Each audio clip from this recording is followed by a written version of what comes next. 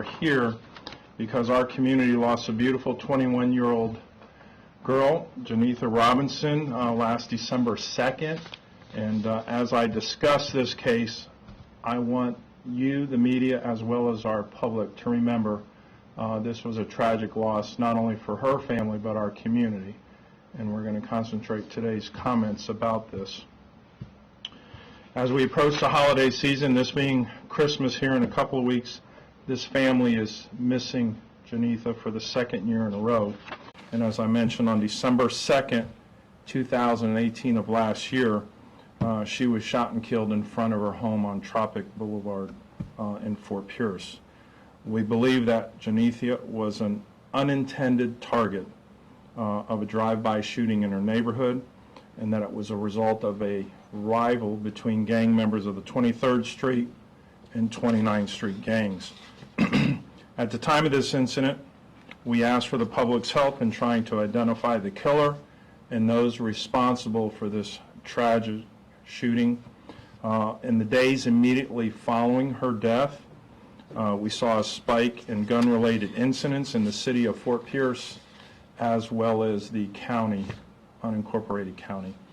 To combat this, we put together a multi-agency task force, which included the Sheriff's Office, the Fort Pierce Police Department, ATF, and our sole focus was to target 23rd Street and 29th Street gangs responsible for those shootings throughout our community. Through our investigation, this task force was able to develop probable cause to arrest multiple individuals from both of these gangs and to curb the violence that was affecting our community. Those pictures of those arrested are here. Partnering with the U.S. Attorney's Office, each arrest was reviewed to see which federal charges could be filed, and in many cases they were. Those not eligible for federal charges were charged with violation of state statutes and working with our state attorney partners prosecuted locally under those state charges. Before you are the items that were seized throughout this long-term investigation, as well as this board showing 54 arrested gang members. In addition, 16 other members were charged federally. And we cannot share those with you at this time because that is an ongoing federal investigation. But in addition to this, 16 others are facing federal charges. Now remember, back to what started all this, Geneva Robinson. I'm here to say that her death was not in vain. Her death started a snowball that has resulted in our community being safer. It has resulted in the arrest of 70 individuals, many of whom were responsible for terrorizing our community. But in the end, her killer is still free, and her family and we want justice. I'm asking the community to help us provide a Christmas with closure for the family of Geneva Robinson. Somewhere out there, somebody knows something. Somewhere out there, someone knows who pulled the trigger in her death.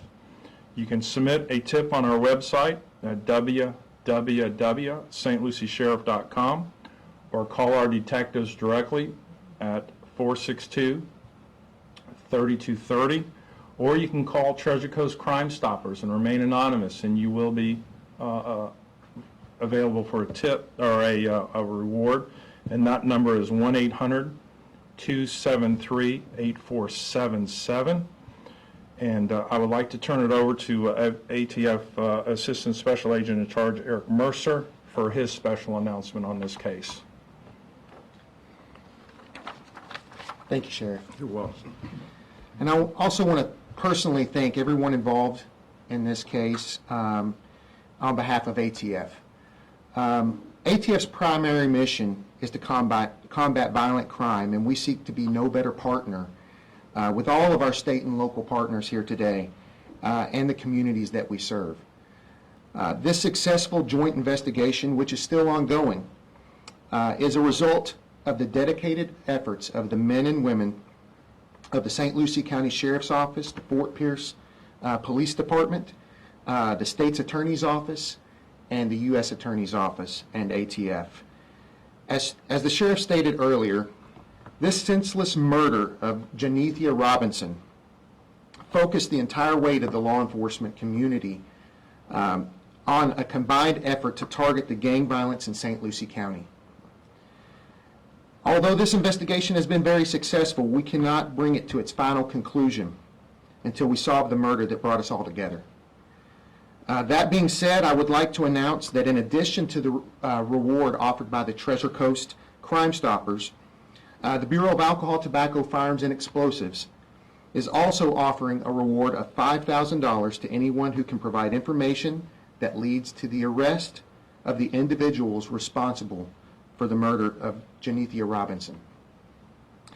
I would also like to express my gratitude and appreciation on behalf of our agency to everyone who has tirelessly worked and continues to work on this case. If, along with the numbers that the sheriff provided you for information for the Crime Stoppers, you can also provide information to ATF at 1-888-ATF-GUNS. Again, that is 1-888-ATF-GUNS. And at this time, I will turn over the podium to Chief Hobby Burney. And Chief. Thank you. This has been a long undertaking, and the partnerships are great, and you see what the success of this is. But it is still ongoing, and we need your help. As the sheriff has said, and as the member from ATF has said, we need you to give us leads, because what happens in one area also affects others. And a number of shootings that have taken place in Fort Pierce is related to this, and we want your help in trying to get this resolved.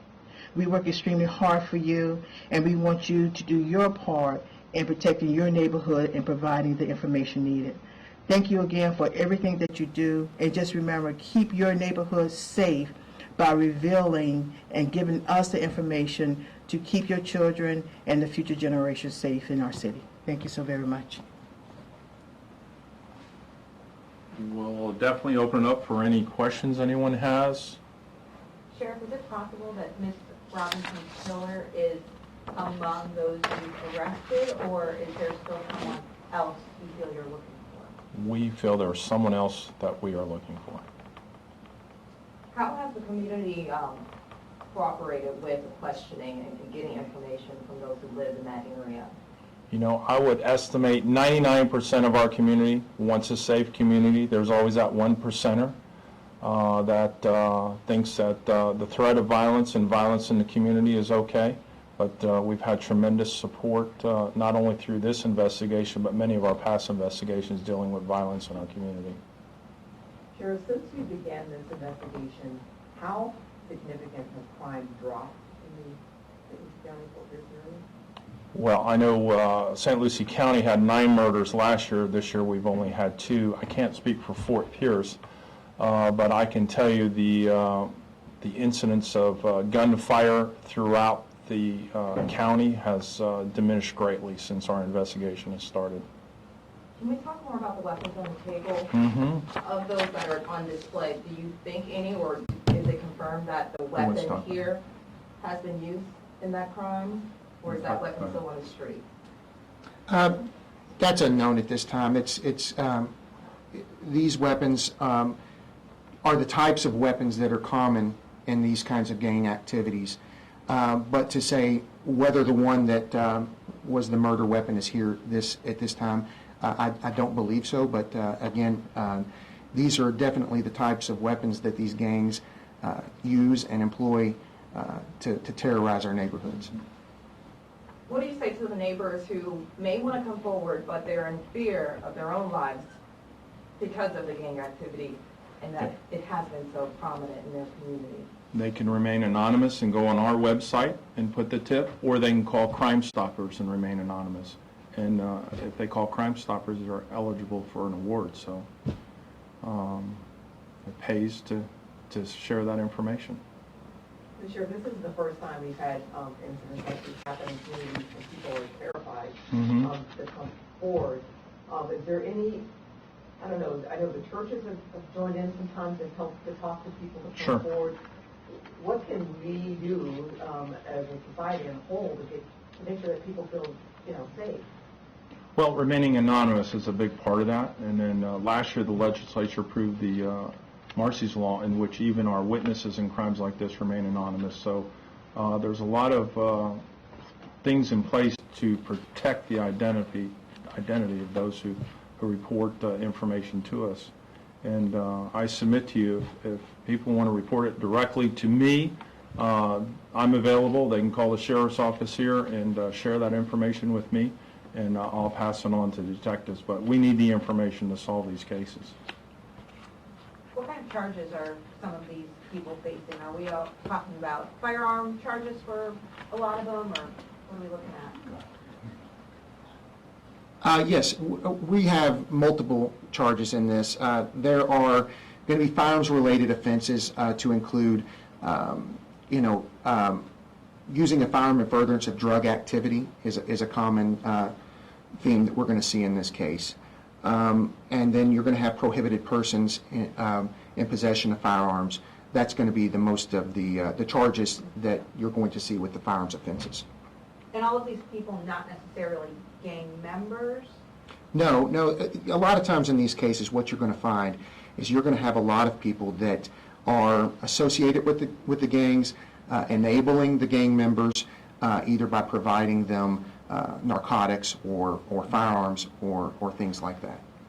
But they're not all specifically members of the gang. And what's the current condition of the other victim in the shooting?